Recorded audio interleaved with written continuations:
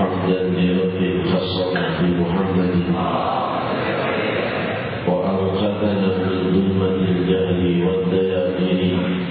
الحمد لله الذي هدانا بعبده المختار من دعانا إليه بالإذن وقد نادانا لبيك يا من دلنا وهدانا صلى الله وسلم وبارك عليه وعلى آله. Limpahan puji kehadirat Allah Subhanahu wa Ta'ala yang Maha Luhur, yang telah melimpahkan kepada kita anugerah terbesar, yaitu iman, dengan perantara manusia yang saling beriman dan tidak mencapai puncak iman kecuali dengan mencintai sang pembawa tuntunan keimanan, Sayyidina Muhammad. Dijelaskan tadi oleh Hujjatul Islam Mubarakatul Anam Al-Habib Ali bin Muhammad Al-Habashi di dalam qasidahnya Sahih Al-Qudra.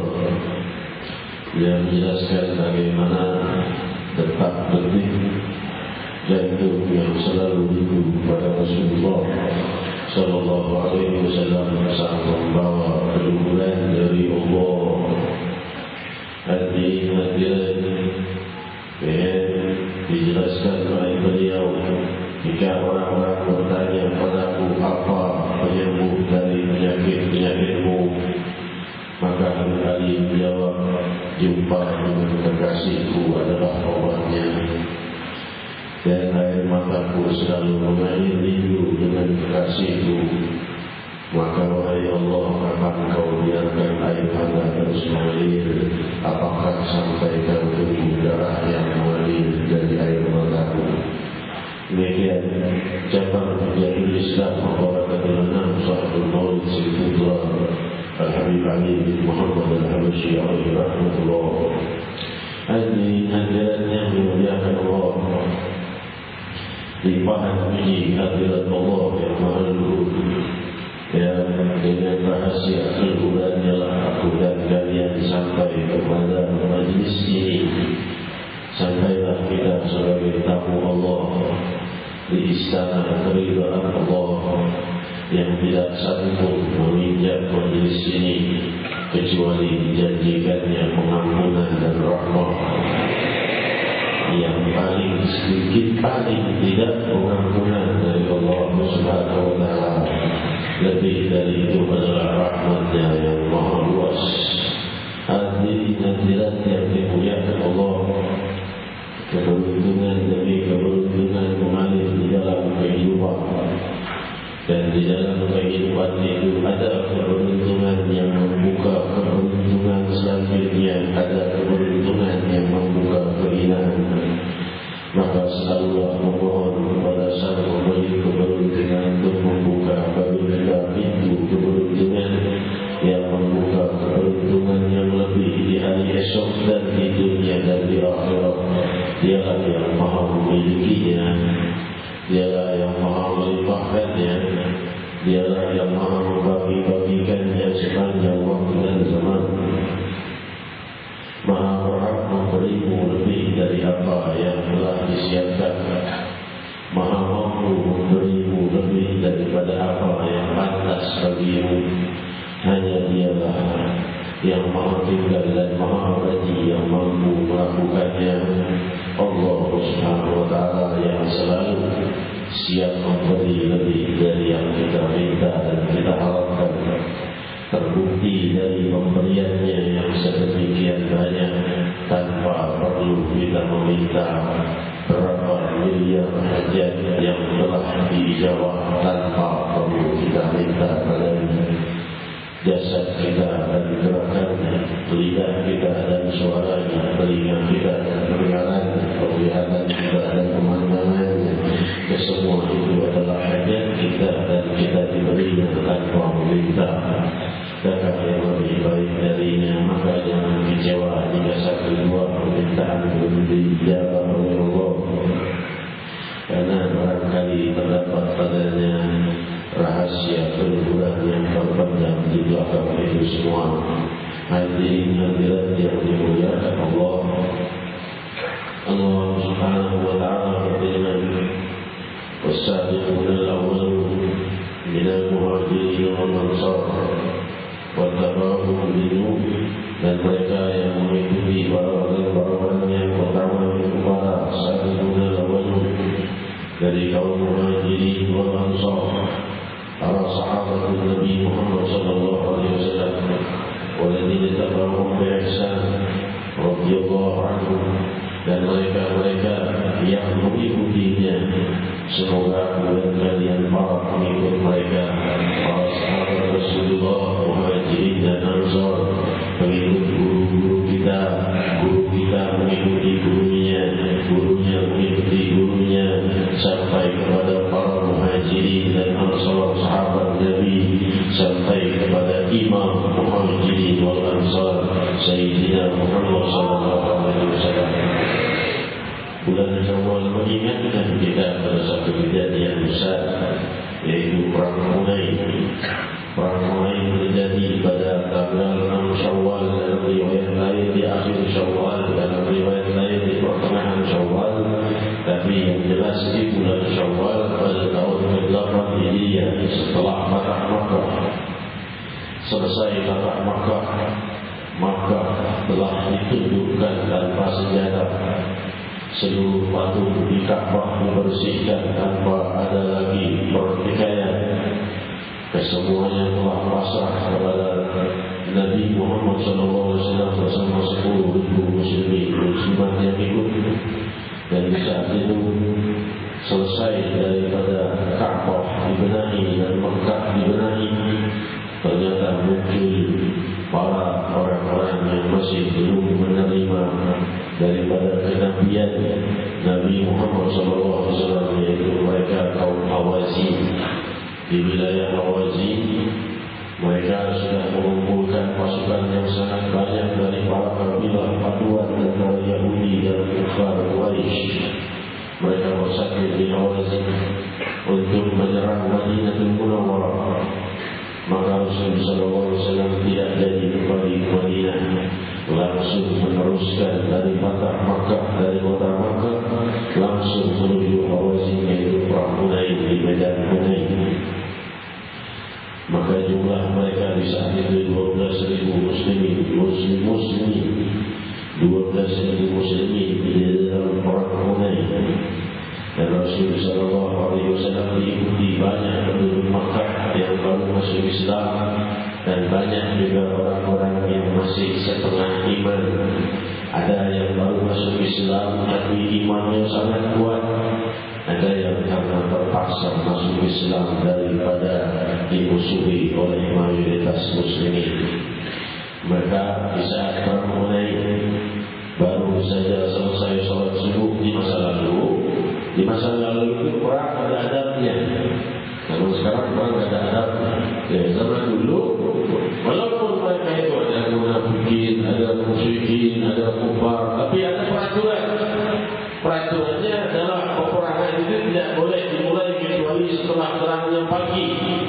Sudah waktu duha baru perang mulai. Sudah waktu mau terbenam, perang harus berhenti. Itu peraturan yang tidak tertulis. Itu dipatuhi oleh seluruh dunia zaman itu. Tidak ada perang orang tadi. Zaman sekarang tidak ada aturannya. Ini yang mulai mengacaunya di kaum Hawazin. Kenapa? Karena baru saja selesai sholat subuh, Rasul baru saja masuk ke wilayah Hawazin, masih dalam kemah-kemah, sudah diserbu oleh pasukan dari wilayah Hunain ini. Kejadian Perang Hunain, mereka keluar dari balik batu, keluar dari gunung-gunung, dari bukit, dari lubang-lubang yang mereka buat. Mereka menghujani muslimin dengan pasukan panahnya, maka kacau balaulah pasukan muslimin. Gaya mencari perimun bingung, bukan serang pedang, sebab diserang panah. Serang panah juga ketahuan dari mana, dari depan, dari belakang, dari kiri, dari kanan. Lari kacau balau 12.000 pasukan muslimin. Ada yang menyelamatkan diri memang karena imannya lemah. Ada yang bersembunyi, mau cari ini yang mana, dari mana arahnya. Masing-masing bingung tak tahu. Tinggal Rasul SAW sendiri dengan beberapa muhajirin dan ahlul bait Rasul radhiyallahu anhu. Sayyidina Abu Bakar As-Siddiq, Sayyidina Umar bin Khattab, Sayyidina Ali bin Abi Thalib, dan Sayyidina Abbas bin Abdul Muttalib. 4 orang yang diriwayatkan dari Abu Sufyan bin Harb bin Abdul Muttalib. Sufyan bin Harb pimpinan Makkah, bukan, lain lagi. Abu Sufyan bin Harith bin Abdul Muttalib, misalnya Rasulullah SAW. Dia bersama Abbas bin Abdul Muttalib dan Sayyidina Ali dari Ahlul Bait Rasul 3 orang, dan dari Muhajirin Sayyidina Abu Bakar dan Sayyidina Umar. Ini 5 enggak mau jauh dari Rasulullah SAW, yang lain punya. Ada yang cari persembunyian, ada yang bingung, ada yang tidak tahu harus berbuat apa. Kaum muslimin kacau balau. Maka Rasulullah SAW pun menyeru, "Ya masyarakat Ansar, wahai kaum Ansar." Belum ada jawaban karena kaum Ansar masih pecah belah. Maka Rasulullah SAW maju saja. Beliau maju, dipegang tali kekang di pundaknya, tali dipegang, tunggangan beliau dipegang oleh Abu Sufyan bin Harith bin Abdul Muttalib supaya jangan maju. Beliau malah maju. Dia berkata, "Ana Nabiullah kadhib, ana Muhammad bin Abdul Muttalib." Tidak ada yang mau maju, sekalipun beliau maju sendiri. Maka dipegang oleh Abu Sufyan bin Harith bin Abdul Muttalib supaya jangan maju. Orang begitu banyaknya, serangan tidak tahu dari mana awalnya. Beliau terus maju berkata, "Ana Nabiullah kadhib."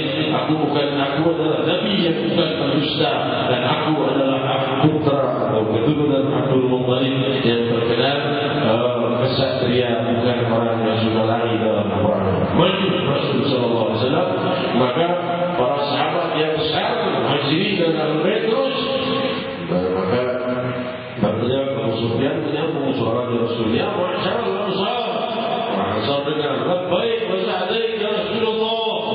Kaum Ansar dan naik atas bukit mereka, turun lagi sebelah bukit belah kiri, turun kaum Ansar. "Labbaik wa sa'daik ya Rasulullah, nahnu kami bersamamu." Semangat mereka bersatu melihat Rasulullah SAW maju. Kalau Rasulullah SAW mundur, ada balau 12.000 kekuatan muslimin. Karena Rasulullah SAW maju sendiri, maka mereka pun kembali bersatu dan akhirnya membawa kemenangan. Hadirin hadirat yang dimuliakan Allah, jalan kejadian ini adalah satu hikmah bahwa Rasulullah SAW diberi pelajaran juga pada para sahabat bahwa banyaknya jumlah belum tentu merupakan satu kekuatan. Kuatnya senjata belum tentu merupakan satu kekuatan, tetapi kekuatan adalah pada ruh dan jiwa. Kalau mengandalkan kekuatan Allah Subhanahu wa Ta'ala, itulah kekuatan. Ada hikayat di masa lalu, di masa Bani Israel, ada seorang rahib. Rahib itu adalah di masa sekarang disebut ulama. Rahib di Bani Israel, ia berdakwah tidak diikuti, tidak disenangi oleh raja di masa ini. Pengikutnya banyak. Maka ketika dia ditangkap, pengikutnya semua ribuan turun mau menyerang istana raja. Maka si rahib ini dipanggil dari dalam selnya, "Kamu coba itu gimana tuh? Tolong murid-muridmu suruh bubar." Maka ia berkata, "Tidak usah risau dengan mereka yang buih. Kalian harus takut sama mereka itu buih. Nanti sore akan datang gelombang." Karena yang datang, karena ada beda antara gelombang dengan buih. Kalau buih, banyak kelihatan. Nanti ada gelombang. Kalian takut sama gelombang, jangan sama buih. Jadi sekarang kalau pada datang pagi, kata rahim, yang datang sekarang nih buih. Yang mestinya risaukan gelombang. Sorenya datang seorang pemuda Satria dan sapu tampaknya yang menghancurkan benteng kerajaan itu, masuk sendiri dan mengacak dan memporak-porandakan semua pasukan sang raja. Dia berkata, "Nah, ini namanya gelombang." Hadirin hadirat yang kita inginkan, demikian juga Rasulullah SAW itu, Rasulullah SAW itu mendidik para sahabat menjadi gelombang, bukan jadi buih. Kalau buih banyak, sudah hilang. Kalau gelombang, kalian lihat batu kecil sebelah ini lempar ke sungai, dia diam saja. Jatuh itu batu kecil, lihat gelombang sampai jarak 10-20 meter, gelombang makin besar makin besar. Dari batu kecil saja itu gelombang. Tapi kalau buih, sudah terlalu buih ditendang, akhirnya kemana-mana, nggak ada Hadirin hadirat, demikianlah di masa orang Hunain itu ditunjukkan di masa Badar bahwa 313 itu gelombang. Sampai jiwanya kepada kita, Wali Songo itu 9 orang itu seakan-akan gelombang, bukan itu 9 orang. Dari zaman dulu abad berapa sampai sekarang 9 orang saja datang damai di sini, tidak membawa kerusuhan, tidak membawa keresahan, tidak membawa apa-apa, mengajarkan kedamaian. Mereka banyak menikah dengan putri-putri raja. Atas kemudian Islam berjalan terus sebar-luas sampai ke seluruh Pulau Jawa, sampai ke Papua, sampai ke Makassar, sampai ke mana, ke semuanya datang. Tidak ada yang bawa senjata datang dengan damai, tapi mereka gelombang dari perjuangan Sayyidina Muhammad SAW. Dan sebab itu, hadirin-hadirat yang kita harapkan muncul daripada perjuangan dakwah Nabi SAW itu gelombang orang yang mempunyai jiwa. Jiwa dan cinta kepada Nabi-Nya, jiwa dan bakti pada Allah SWT. Di mana pun dia, mau di Jakarta, mau di Majlis, mau di Amerika, mau di mana, dia sudah punya jiwa, maka dia akan menjadi gelombang yang membawa, menyebabkan gelombang lain yang muncul lebih besar. Kalau gelombang bertaruh satu butir jatuh di air, gelombang yang muncul 1, 2, 3, 4, terus gelombang terus muncul. Hadirat yang dimuliakan Allah, maka jadilah gelombang, jangan jadi buih. Masing-masing dari kita harus mempunyai jiwa yang meneguh kehidupan. Arahnya kemana harus paham. Arahnya adalah pada kuburan. Itu aja kehidupan kita. Tidak ada tujuan lain dari itu. Tetapi di dalam melewati kehidupan tentunya kita melewati banyak hal yang mesti kita lewati dan kita tangani dengan baik, tangani dengan sempurna, tangani dengan secerdik mungkin. Jangan sampai kita terjerumus di dalam perangkap kehinaan dan dosa. Nanti ingat sebab beberapa orang ini dan Nabi SAW ini menjadi pimpinan gelombang yang Sayyidina Muhammad SAW 14 abad yang silam diutus oleh Allah jatuh sebagai rahmatan lil alamin ke muka bumi, gelombangnya terus barat dan timur sampai malam ini.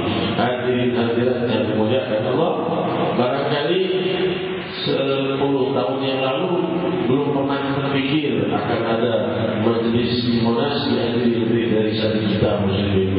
Tidak terpikir oleh orang 10 tahun yang lalu akan terjadi. Tapi gelombang dari Nabi Muhammad SAW itu tidak bisa dipadamkan, terus muncul dan muncul, hilang, muncul lagi, hilang, muncul lagi, jadi muncul jadi. Demikian hadirin, tapi jaga jangan sampai jadi buih. Kalau jadi buih habis, tinggal 2 habisin saja. Itu hadirin yang dimuliakan Allah. Diriwayatkan pula ketika Rasulullah SAW pulang selesai menang di perang Hunain ini, di kaum Hawas ini, lisiknya mereka sampai sedemikian mereka ingin menang melawan Nabi Muhammad SAW. Mereka jadikan anak istri mereka di belakang setiap seorang laskar mereka. Jadi kalau orang lain kan anak istri, anak-anak perempuan semuanya dijaga di rumah, di kampungnya, kamu ikut perang, ini semua keluar nih demi supaya bisa menang melawan Nabi Muhammad SAW. Maksudnya apa? Kamu mundur, itulah kamu anakmu istrimu. Kamu mundur, mati kamu, kalah kamu, anak istrimu dibantai juga. Tulisnya mereka sampai anak istri mereka diturunkan ke peperangan juga supaya menjadi pendorong bagi para orang-orang yang memerangi Nabi SAW. Maka di saat itu tetap saja kemenangan milik Allah Subhanahu Wa Taala. Sebentar saja kacau balau lalu balik lagi karena gelombang ini sangat kuat. Maka oleh sebab itu mempengaruhi yang lainnya. Hadirin hadirat yang dimuliakan Allah.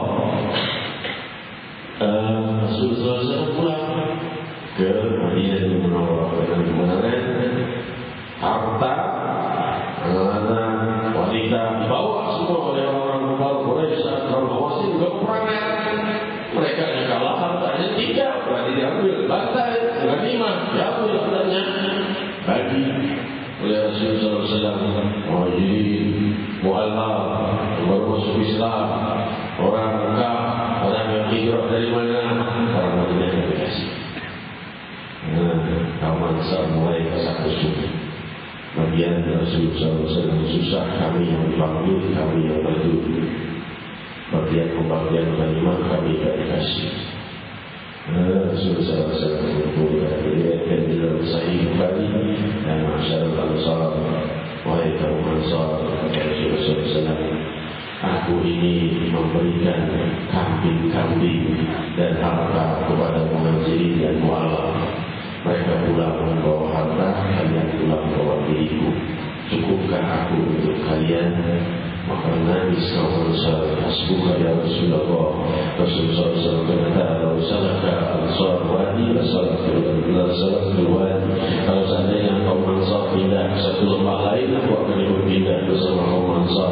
Aku bersama kaum Ansar. Kata Rasulullah SAW, mereka kaum Ansar sangat cinta kepada Rasulullah SAW. Tapi Rasulullah SAW tahu kaum Ansar yang dikasih karena kemampuan.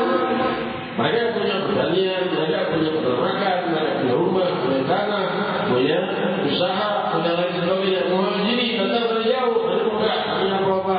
Kaum Allah datang dari jauh, sudah sepasang kala ada keluarganya, maka dibagi oleh Rasulullah SAW. Adil dalam bagian. Tapi beliau tidak berkata kaum Ansar kalian tidak berhak karena kalian orang yang kemampuan. Rasul tidak berkata begitu. Tapi beliau dengan bijaksana yang mengatakan mereka pulang dengan harta, kalian pulang membawa diriku. Cukupkah diriku untuk kalian ini? Maka demikian bijaksananya Nabi Muhammad SAW, manusia yang paling indah sallallahu alaihi wasallam.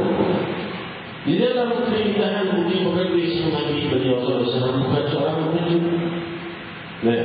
Lemah lembut, sangat lemah lembut. Kalau pengecut, bukan pengecut. Di saat setelah kejadian perang Hunain, ada seorang badui dalam bagian ridanya Nabi SAW tarik. Lidah ini sunnah, Rasulullah SAW suka memakainya dan suka dipakai di saat salat. Biasanya ditaruh untuk bersujud, kadang-kadang kita ditaruh di pundaknya. Tarik, sudah kalau nggak ada harta lagi, aku minta ini aja. Tahan sama Rasulullah SAW. Ketahuilah ini milikmu yang satu-satunya, kata Rasulullah SAW. Dan kau tahu kalau seandainya aku punya lebih dari satu akan kuberikan. Dan kau tahu bahwa aku bukan seorang yang tidak suka memberi. Tapi kalau kau juga harus mengetahui, Thumma lam tajiduni bakhilan wala jabanan wala kaduban. Kalian akan temukan aku bukan seorang pendusta, maksudnya masih punya tidak sesuatunya, bukan. Wala bakhilan, aku bukan orang fikir. Aku bukan pendusta dan aku bukan pengecut. Rasulullah SAW. Maka orang Badui mundur dengan kalimat yang terakhir wala jabanan, dan aku bukan pengecut, mundur. Rasulullah bilang begitu. Hadirin hadirat yang dimuliakan Allah. Demikian Nabi SAW ini adalah manusia yang paling sempurna dari seluruh makhluknya Allah, yang diciptakan sempurna oleh Allah. Oleh sebab itu diriwayatkan di dalam Sahih Bukhari, dijelaskan oleh Sayyidina Al-Bara radhiyallahu anhu qala wa huwa sallallahu alaihi wasallam Rasulullah sallallahu alaihi wasallam ahsanun nas wajhan wa ahsanuhum akhlaqan. Rasulullah sallallahu alaihi wasallam itu yang paling indah wajahnya dan paling indah akhlaknya. Akhlaknya sangat indah, tidak ada yang lebih indah dari akhlak Rasulullah SAW. Maka kita dengar ini riwayat dari Sayyidina Anas bin Malik radhiyallahu anhu, maka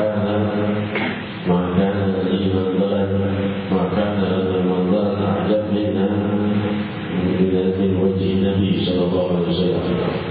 Sungguh tidak ada manzaran a'jab ilaina min wajhi Nabi sallallahu alaihi wasallam.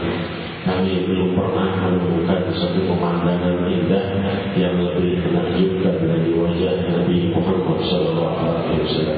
Hadirat wajah orang yang paling khusyuk, mana yang paling selalu jiwanya hadir bersama Allah, selalu berpikir, selalu ingat Allah, dan selalu munajat kepada Allah, berlemah lembut kepada semua, kepada lawan dan kawan dan lawan, hewan dan tumbuhan dan seluruh makhluk Allah SWT. Demikian manusia yang paling berhak kita dijadikan idola Sayyidina Muhammad SAW. Diriwayatkan dalam Sahih Bukhari bahwa berkata Sayyidina salah seorang sahabat Rasul, Sayyidina Abu Jahifah radhiyallahu anhu, ketika Rasul sallallahu alaihi wasallam melewat, maka para sahabat yang nas fa'akhadhu biyadayhi wa yamsahun wujuhihim. Diambil mereka itu mengambil tangan Rasul sallallahu alaihi wasallam mengusapkan wajah mereka. Maka berkata Abu Jahifah, aku ikut-ikutan juga. Riwayat ini ada juga dari kata Sayyid Malik. Ini riwayat Abu Jahifah, aku ikut-ikutan juga. Waktu itu masih kecil Abu Jahifah. Dia mengambil tangannya Rasul SAW, Masaktu biwajhi, maka aku taruhkan di wajahku, maka tidak ketemukan kecuali tangannya itu sangat menunjukkan wajahku, dan tidak ketemukan satu kain yang lebih lembut dari telapak tangan Nabi Muhammad SAW. Diriwayatkan oleh Sayyidina Anas bin Malik, ma wajadtu dibajan hariran wala dibajan al-haliyan min kafir Nabi SAW. Tidak menemukan sutera atau kain lembut bludu yang lebih lembut dari telapak tangan Nabi Muhammad SAW. Diriwayatkan dalam Sahih Bukhari bahwa Anas bin Malik radhiyallahu dalam riwayat lainnya juga banyak diriwayatkan dalam Sahih Bukhari dan lainnya, bahwa tidak kami temukan kata para sahabat minyak wangi yang lebih wangi dari keringatnya Rasulullah SAW. Secara logika dan ilmiah kita tahu keringat itu keluarnya dari kotoran sel. So dari sampah sel itu diantaranya keluar lewat keringat. Ya, kalau kita olahraga keluar lewat keringat, kalau tidak kita pendam di dalam kulit. Dan barangkali keluar, barangkali tidak keluar. Keluar penyakit disebut toksin. Hadirin kalau seandainya sampah sel yang keluar dari sel itu sama bisa lebih wangi dari semua minyak wangi, alangkah indahnya ciptaan Allah yang satu ini, Sayyidina Muhammad SAW. Hadirin sebab itu Allah SWT berfirman, wa innaka la'ala khuluqin 'azim. Sungguh engkau itu berada pada akhlak yang sangat agung. Sebab itu Allah gelari beliau da'iyan ila Allah bi'idnihi wa sirajan munira. Kau adalah penyeru ke jalan Allah dengan kehendak Allah dan pelita yang terang benderang. Hadirin yang dimuliakan Allah, diriwayatkan dalam Sahih Bukhari, idza sara Nabi sallallahu alaihi wasallam fastana wajhahu ka'annahu qit'atu qamar. Kalau seandainya Rasul sedang gembira, maka cerah ceria dan terang benderang wajahnya bagaikan bulan purnama. Hadirin dalam riwayat Imam Tirmidzi, ka'anna syamsu wal qamar taduran fi wajhihi, seakan-akan bulan dan matahari beredar di wajah beliau dari indahnya wajah Sayyidina Muhammad SAW. Hadirin yang dimuliakan Allah, diriwayatkan pula di dalam Sahih Bukhari bahwa diriwayatkan di dalam Sahih Muslim bahwa ketika Rasulullah SAW membaca ayat ucapan Nabi Allah Ibrahim alaihissalam, ومن تبعني فإنه مني ومن تبعني فإنه مني ومن عصاني فإنك أنت الغفور الرحيم. Wahai Allah, semua yang mengikutiku Nabi Ibrahim dari umatku yang ikut padaku, maka dia adalah bagian dariku. Yang tidak mengikutiku, maka kuserahkan padaku, karena Engkau Maha Pengampun dan Maha Pengasih sayang. Lantas Rasul membaca ayat lagi ucapan Nabi Isa alaihissalam, in tu'adzibhum fa innahum 'ibaduk wa in taghfir lahum fa innaka antal 'azizul hakim. Kalau kau mau menyiksa umatku, maka sungguh mereka adalah hamba-Mu yang milikmu. Tapi kalau seandainya kau mengampuninya, Engkaulah yang Maha Agung, Maha Perkasa dan Maha Menghakimi. Maka Rasulullah SAW mengangkat kedua tangannya dan menangis berkata, Allahumma ummati, wahai Allah umatku. Maka turunlah Jibril alaihi salatu wassalam kepada Rasul sallallahu alaihi wasallam, wahai Rasul, Allah menanyakan padamu apa yang membuatmu menangis, wallahu a'lam. Allah Maha tahu. Namun Allah pilih Jibril untuk agar Rasul mengeluarkan isi hatinya apa yang membuat beliau menangis. Maka berkatalah Rasul sallallahu alaihi wasallam, Ibrahim berlepas diri dari umatnya yang berdosa. Nabi Isa berlepas diri dari umatnya yang berdosa. Aku tidak bisa mengucapkannya oleh Jibril. Aku tidak bisa melepaskan umatku yang berdosa begitu saja. Aku tidak bisa mengatakan waman tabi'ani fa innahu minni wa man 'asani fa innaka antal ghafurur rahim. Yang mengikuti aku berarti dia bersamaku, yang bermaksiat tidak mengikuti aku dari umatku, silakan terserah kepada pengampunanmu. Aku tidak bisa mampu mengucapkan ta'adzibhum fa innahum ibadun wa istaghfir lahum fa innaka antal azizul hakim. Terserah padamu mau disiksa karena mereka adalah hamba milikmu atau diapakan, terserah padamu karena mereka milikmu, wahai Allah. Kata Nabi Isa, berkata Rasul, aku tidak bisa mengucapkan Jibril pada umatku yang tidak bisa berlepas diri aku dari umatku yang berdosa pun. Maka Jibril alaihissalam kembali kepada Allah dan Allah memberikan salam kepada Nabi sallallahu alaihi wasallam. Maka Jibril berkata, ya Muhammad, ala ta'afuka inna la nasuka fi ummatik inna sanudika wa la nasuka fi ummatik. Kami akan membuat engkau ridho dan puas, tidak akan membuatmu sedih dan tidak akan mengecewakanmu dalam masalah umatmu. Maka saat itu tenanglah hati Nabi sallallahu alaihi wasallam. Sebelum itu dia mengangkat tangan, di mana dengan umatku yang berdosa? Beliau tidak bisa melepas diri dari umatnya yang banyak berbuat dosa, masih ingin menyelamatkannya. Maka Allah berikan hak syafaat kepada Nabi Muhammad SAW untuk umatnya yang berbuat dosa. Hadirin, maka inilah idola Sayyidina Muhammad SAW. Maka ketika kaum Taif yang demikian jahatnya melempari Nabi sallallahu alaihi wasallam, Rasul sangat mampu untuk mengangkat tangannya untuk mencelakakan kaum Taif. Bahkan tanpa dicelakakan pun sudah Allah perintahkan malaikat yang menjaga gunung untuk mengangkat. Maka berkata malaikat, ya Rasulullah, akbaruha. Kata malaikat yang menjaga gunung, setiap gunung itu ada penjaganya, para malaikat. Setiap makhluk ada yang menjaganya, para malaikat. Kalau manusia dijaga dua malaikat bukan nakir, paling sedikit dua tercatat. Kalau dia banyak ibadah, banyak lagi malaikat yang menjaganya. Hadirin yang dimuliakan Allah. Maka berkata malaikat menjaga gunung, wahai Rasulullah, angkat gunung, menimpakan di atas Taif, selesai seperti kaum Tsamud. Allah jadikan aliyah satu, Allah jadikan atasnya dari bawah dari atas, diangkat oleh Jibril ke langit dan dilemparkan kembali ke bawahnya. Demikian keadaan kaum Nabi Lut. Maka Nabi SAW berkata, jangan disiksa, jangan berikan hukuman pada mereka, barangkali keturunan mereka nanti ada yang mendapatkan hidayah. Barangkali aku berharap anak-anaknya, kalau tidak ayah-ayahnya, mungkin anak-anaknya. Apa yang kita buat kau tahu? Rasul dilempari, terus mereka berbalik sedikit kanan, Rasul jalan dilempari, kakinya saja dilempari supaya jatuh, buka darah mengalir, jatuh.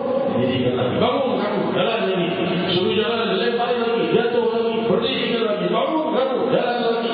Demikian keadaan Nabi sallallahu alaihi wasallam diperlakukan oleh Taif. Setelah keluar dari batas Taif, semua anak-anak yang dikejar dengan lemparan batu, kejar-kejar seperti kejar-kejar orang gila. Hadirin yang dimuliakan Allah, kenapa orang Taif berbuat seperti itu? Karena patung-patung berhala yang mereka sembah berbicara, dimasuki oleh para jin-jin yang jahat dan syaitan dan pasukan iblis untuk berbicara. Bayangkan saja berhala disembah ribuan tahun dan berngomong, sekali yang ngomong gimana akan dipercaya? Ya, itu berdusta Muhammad itu. Kenapa Nabi tidak bertanya, wahai Allah, kenapa kau buat syaitan jadi bisa mempengaruhi berhala itu berbicara sampai mereka mendustakan aku? Rasulullah SAW berkata, ya Allah, mungkin kami lam takun laka ghadabun alayya wa la ubali ila man tahimuni إلى أصحاب المملكة والنفسي أو إلى أداء يتجهمني. Ya Allah, aku ini harus kemana lagi? Aku pada teman-temanku di pantai. Aku pergi pada musuhku, merobekku. Ya Allah, harus kemana lagi? Ke temanku di pantai, ke musuhku memerangiku. Aku harus kemana? Tapi selama engkau tidak marah padaku dan murka, aku tidak peduli apa yang terjadi. Demikian tidak hanya sang Nabi dan dia berkata, benar jadi berubah. Yang kuharapkan adalah keturunan mereka barangkali nanti dapat hidayah. Bayangkan, Rasul peduli kepada semua yang ada jadi musuh-musuhnya. Diperdulikan oleh Nabi Muhammad SAW. Keturunan mereka diperdulikan oleh Rasul. Bukan mereka saja. Mereka misalnya tidak dapat hidayah dari Allah, tidak mau mengikuti tuntunan Nabi. Rasul masih mikir, jangan-jangan nanti Allah tak bisa. Demikian hidayah Nabi SAW masih memikirkan keturunan musuh-musuhnya barangkali bisa diselamatkan. Kalau bukan musuh-musuhnya, hadirin demikian indahnya idola kita Sayyidina Muhammad SAW. Hadirin dari Allah. Ya, satu hal yang perlu saya sampaikan juga dari penyampaian yang terakhir, di antaranya adalah tentang masih ramainya masalah kubah keramat ini. Ya, saya pun berjelas lagi, walaupun saya tidak berjelas di beberapa majlis, tapi di majlis ini perlu saya berjelas bahwa masalah kubah keramat ini sudah ada 3 jenazah.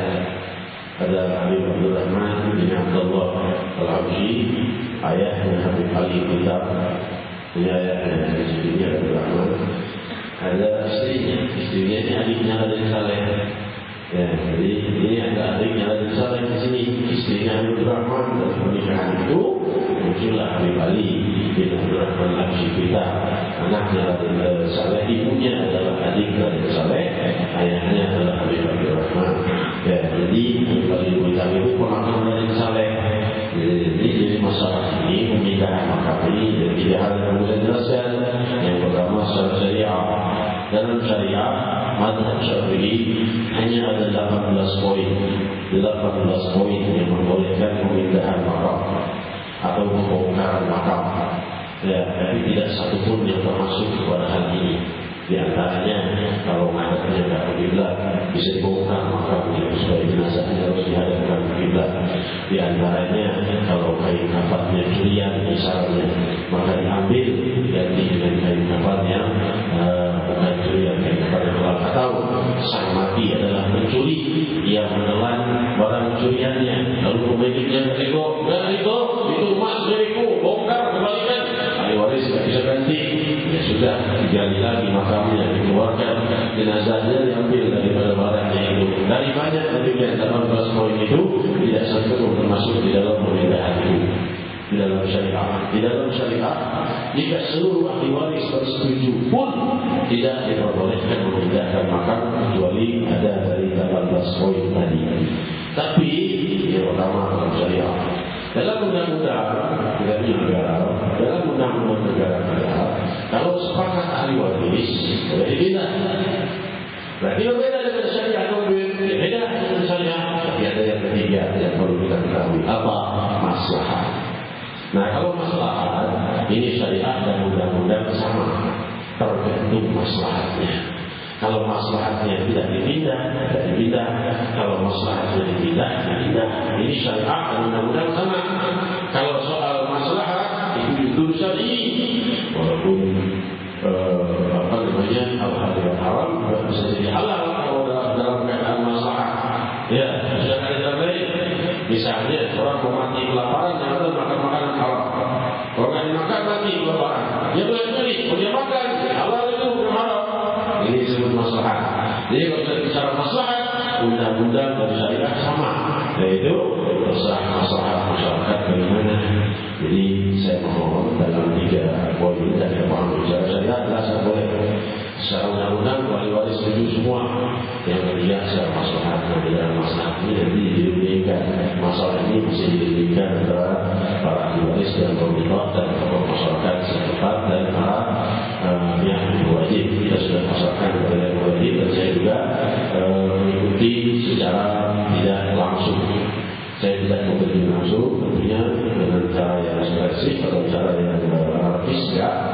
kita akan ada perubahan darah.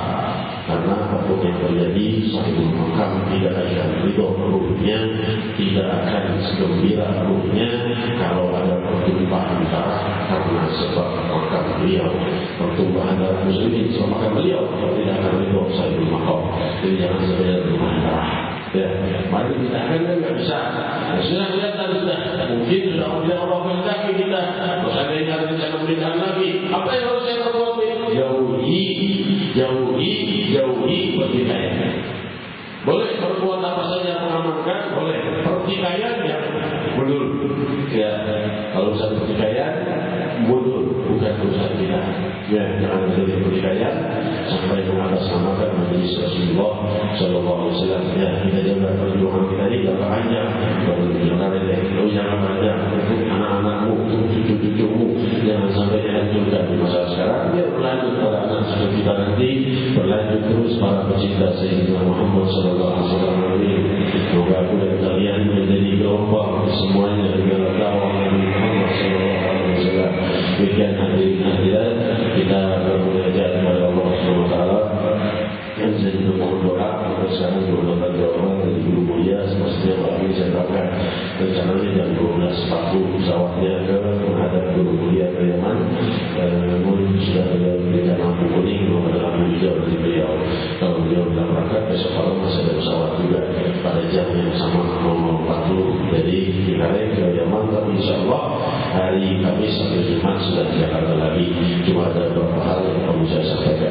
Belum ada lampu hijau dari beliau, sudah ada tidak ada larangan berkunjung, tapi belum ditentukan waktu yang tepat untuk tidak berkunjung dengan beliau. Maka saya belum bisa memastikan kapan berangkat di berangkatan malam ini tidak. Mungkin besok malam, mungkin waktu lainnya nunggu instruksi dari beliau selanjutnya. Demikian dan mohon doa seandainya berangkatan ini menjadi maslahat, maka segera diberangkatkan dengan mudah oleh Allah SWT dari Jakarta dengan selamat. Tapi kalau seandainya tidak bawa maslahat, barangkali di sini lebih perlu untuk saya tidak keluar dari Jakarta, ya saya memilih yang maslahatnya saja. Barangkali ada masalah-masalah yang masih kita atasi di Jakarta ini, maka saya tidak keluar juga. Barangkali kalau seandainya itu yang dipilih oleh Allah SWT sebagai pemilihan yang terbaik oleh Allah SWT.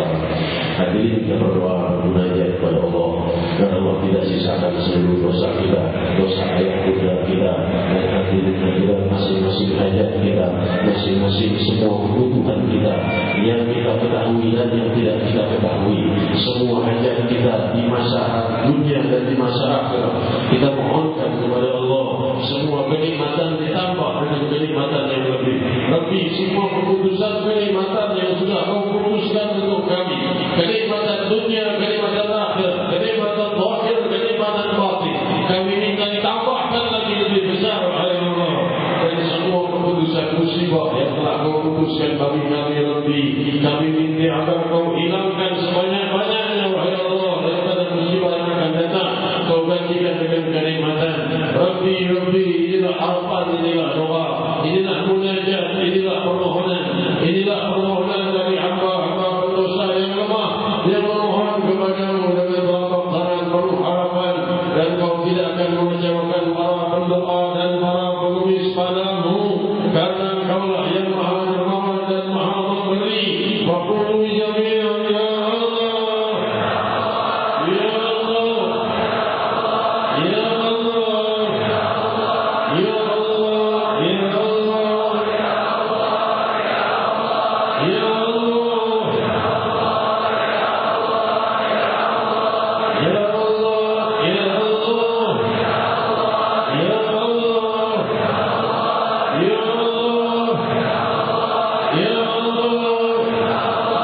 ya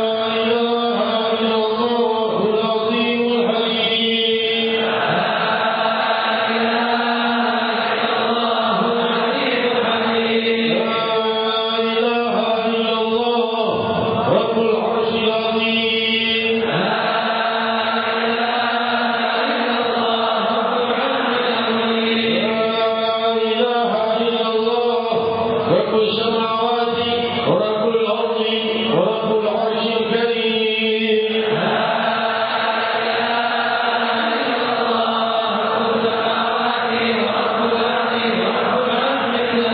محمد رسول الله صلى الله عليه وسلم كلمة الحق على الأنبياء والملوك والنبوات إن شاء الله تعالى آمين. Nanti kalau Nabi SAW tidak mau berlepas diri dari umatnya yang berdosa, jangan kita mau berlepas diri dari Nabi kita. Jadi selalu ingin bersama Nabi kita Muhammad SAW.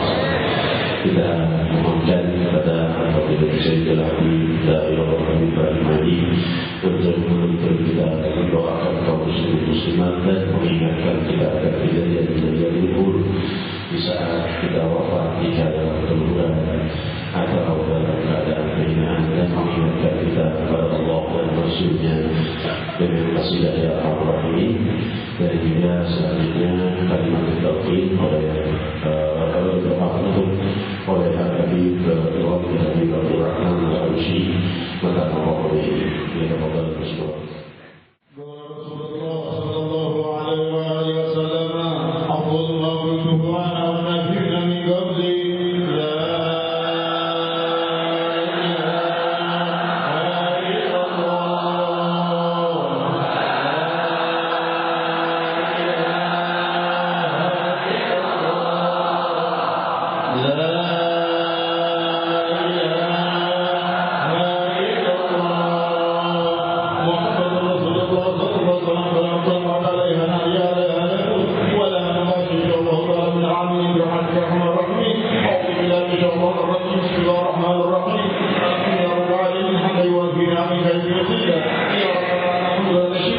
ينبغي لجلالك الكريم وعظيم سلطانك